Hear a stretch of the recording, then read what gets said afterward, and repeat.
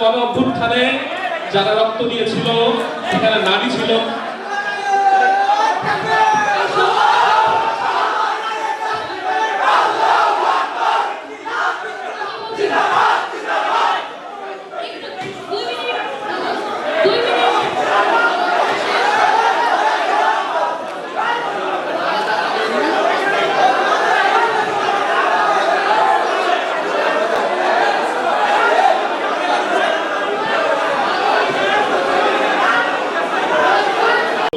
এবং 2 লক্ষ মা বোনের সম্ভ্রমহানি করেছিল সেই সময় পাকিস্তান বাহিনী এবং তাদের দেশীয় দোসর জামাতি ইসলামের নেতা।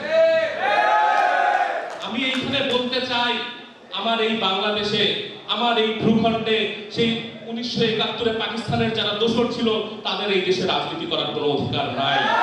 যারা আমার এই দেশের মানুষের রক্ত চুষে খেয়েছিল তাদের এই দেশে রাজনীতি করার কোনো অধিকার নাই।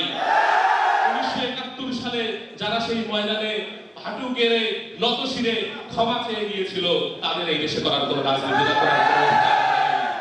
আমি বলতে চাই 1971 আমার হৃদয়ে, আমি বলতে চাই 1971 আমার এই জাতির স্বীকৃতি দেয়, এই দেশকে নতুন করে জন্ম দেয়।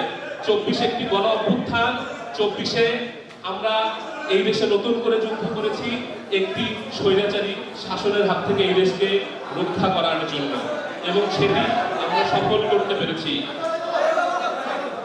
সকলে শান্ত হন।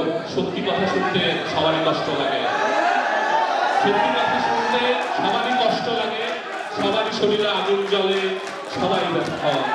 আমি বলতে চাই যখন 24-এর গণ অভ্যুত্থানে যারা রক্ত দিয়েছিল সেখানে নারী ছিল।